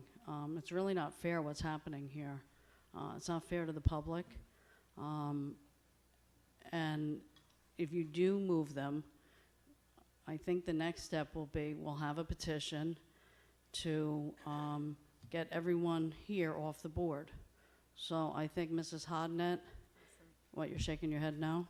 I mean, I would be really excited to be home at a better time if you're going to start a petition to get us all off the board. Is this an make sure issue you that's... stop my They could stop the clock. Yeah, Is go this back a on the personal time. issue for you? You feel deeply connected to the teachers, or are you just jumping on what other people I'll have jump been sharing? on whatever I want to jump on. Every 'cause time my you come kid- here. Every time you come here, you And jump that's on. my right as a taxpayer. Good for you. I don't They're even all know why enjoying you're it. here. Why are you here? Ms. Cross, just complete your comment, please. Yeah. We'll start the clock. Go back on my time. Just finish your comment, please. Go back on my time. You people are pathetic. 9 years ago, look, it's my time. The Board of Education will take a motion to suspend public comment for the rest of the evening. Okay, If that's your intention. 9 years ago, this this meeting was when James Habel's house was raided in September, and nothing has changed, nothing. So what we want to do here is don't fund the system, fund the children. If you're not going to give our kids an education, we take our money and we bring them somewhere else. We're not paying this 100-page agenda with salaries, stipends, and everything else, and you sit up here and don't answer questions. It's disgusting. Last meeting, we should have been able to have a microphone and ask our questions like we were promised. That's what we were promised for 2 years, and we paid a firm $104,000 that won't put their name on a report. It's disgusting. And the way we were treated, me and Kathleen, was absolutely unbelievable. So again, for you to call the police last meeting and call the police this meeting, I'm not going anywhere. I'm not. So go ahead, and if you want to charge the taxpayers with trespassing for coming up and speaking, great, because it'll be videoed and all over every news network. It's embarrassing for you, Mr. Adonisio, to call the police again, okay? It's ridiculous. I went over that zip drive with the 7,000 documents, and none of the documents that Mr. Smythe supposedly gave to the prosecutor's office were on there. So now I don't know, Mr. McKeever, if any documents went to the prosecutor's office, because I'm not sure how they came up with nothing. But maybe they couldn't come up with anything because Mr. Smythe didn't give anything. It's not on your zip drive. It's a big problem. You also mentioned that mobile lease. It looked like you were calling the wrong company for mobile lease, and then mobile lease wrote you a letter for you to stop contacting them. So what you mentioned at the last meeting didn't have any truth, because you have the email on here. So that'll be in my ethics complaint against Mr. Scarillo and your law firm. So you need to get your facts right, and you need to come to a meeting, you need to sign your report, the board needs to approve it, and then we can move on. We're not gonna have this nonsense of we're gonna be transparent and accountable and read every piece of paper and interview everybody, and then you don't do it. That report meant nothing. So yes, again, it'll go to every state agency, and they will have to look at it, because you gave a zip drive that had no documents that Mr. Smythe ever sent to the prosecutor's office. That's a big problem. Then you put out home addresses for people that met with the prosecutor's office and the attorney general. You never should have done that. Why would you do that?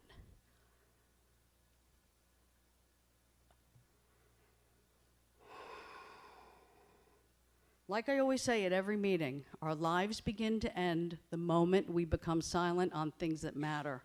And too bad, Ms. Hodnett, you don't like it. I will talk about any item that I see you're not doing right. And I know you're bored to be here. Resign. We have plenty of parents that will jump in your place. Don't be here if you don't want to be here.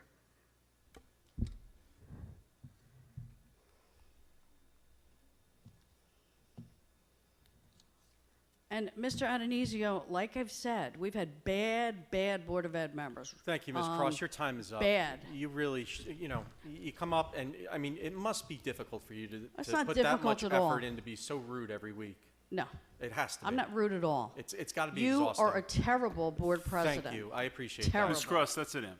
And I Thank look you. forward to my award from you. Is there anybody else that wishes to speak this evening?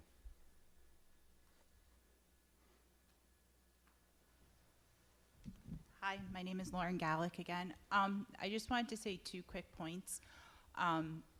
By asking to strike those 2 lines from the report, I fully support staffing teachers, having subs, having bus drivers. You know, that's very, very important. It's why I'm up here and speaking out all of a sudden for the first time in 6 years. And that was just because for the first time in 6 years, I've never seen a TBD. Usually there's always a location associated with where someone's going. And my second point is, can you just clarify the vote on that report? Because I know some people abstained. I know Mr. Gartz isn't here, so can you just clarify with number 17, letter A?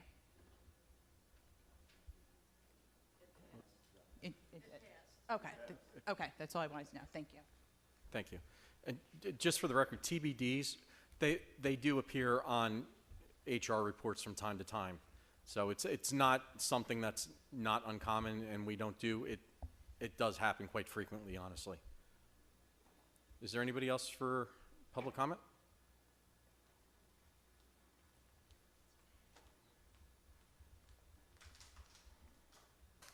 Samantha Bassett. I live in Wall Township. Good evening. Thank you for your presentation on the trailer issues last week. I understand that based on the review, I'm going to say you, I know Mr. Scarillo's not here. I know you're not Mr. Scarillo, but I thought he would be here. You found that the legal requirements for different issues you looked at were satisfied. However, as I said last meeting, but people told me that they couldn't hear, when it comes to matters that impact our children and their teachers, parents hold decision makers to a higher standard. It's clear that there were many things that could have and should have been handled differently over the course of many years. When parents found out about the condition of the trailers and came to our Board of Education meetings, we asked the question, how did this happen? Why were students and staff members in classrooms in such poor condition? These were reasonable questions, largely asked respectfully by the majority of parents. There was an opportunity here for administration to be candid with parents. Instead, we received a timeline that was wholly inadequate, especially so when you know that there's work orders, emails, and photos that exist, and you know that Mrs. Cross is going to put in OPRA requests for them. The manner in which this was presented to parents was misleading, having all that knowledge. And when it comes to their children, half-truths don't cut it for parents. Much of the outrage could have been avoided. I believe that people would have accepted a timeline that included details of all the chronic issues, an explanation of different board decisions throughout the years, choosing not to spend money towards re-siding and fixing them, yet putting students and staff in them year after year. Many of the things that Mr. Scarillo detailed in his report and documents that were produced under OPRA. This didn't happen. We came to you because you are the people that are making decisions for our children, and the very least we deserved was an honest and complete explanation. We have to move forward. The primary concern of district parents and staff now are very different than they were a few years ago, given the pandemic and its impact on education. I know that you've taken steps and made changes to ensure that this will never happen again in this district. I think it's important, Mr. Nasser, that you told the community about some of those changes tonight, because it shows an acknowledgement that this could have been handled differently and will be handled differently in the future. The creation of the WTEA Health and Safety Committee has been and will continue to be a really positive change for the district. I know that you all realize how much needs to be done to ensure that the district functions properly at all levels, that there's more oversight, and I look forward to seeing that work continue for the betterment of our entire school community. Thank you. Thank you. Is there anybody else for public comment?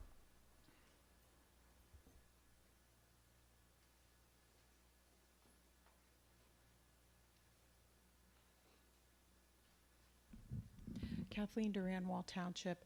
I wanted to speak, since it was moved to the end of public comment, in support of Heather and Patty.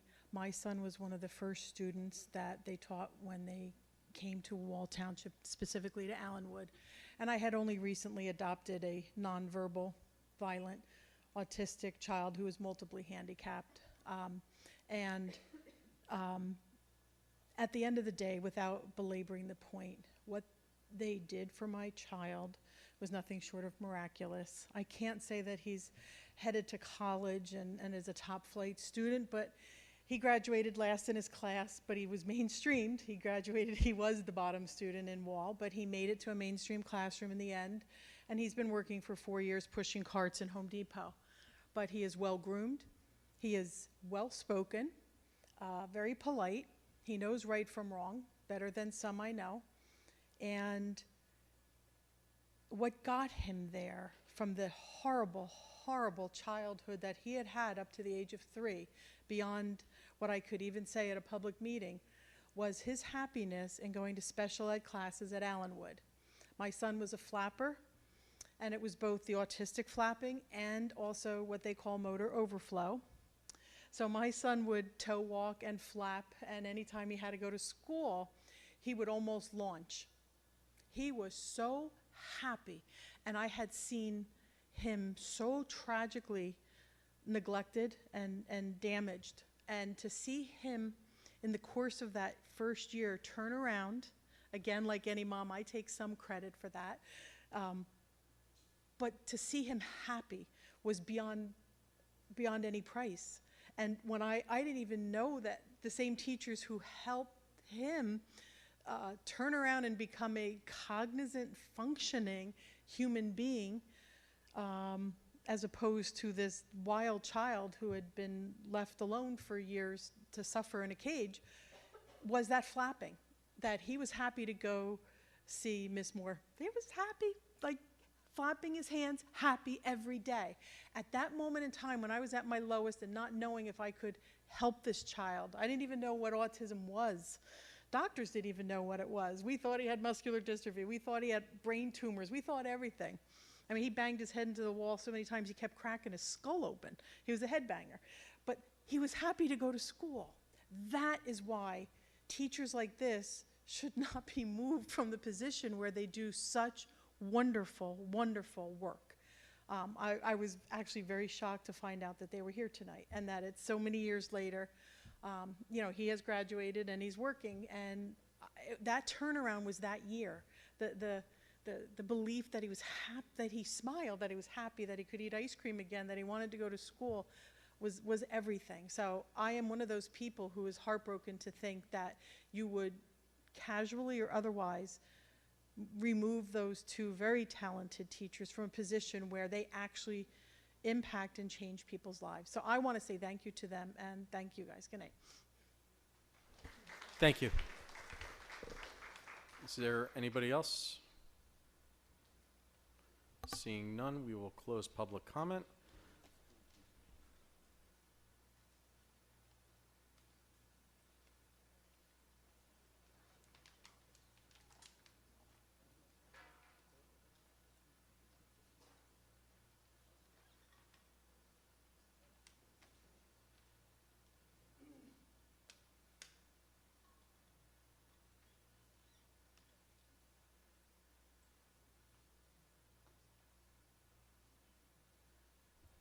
All right, at this time, we have to go back into executive session, and action may be taken when we come back.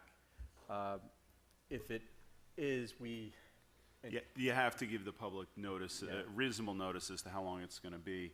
I think reasonable notice would be that in 45 minutes we'll check back, because the private session may go for 45 minutes for personnel and attorney-client privilege. So estimated time is 45 minutes. So we're looking at 11:15. Yes, sir. All right. Could I have a motion to go into executive session? I'll make that motion. Motion by Mr. Sanfilippo. Could I have a second? I'll second. Second, Ms. Hodnett. All in favor? Aye. Aye. Okay.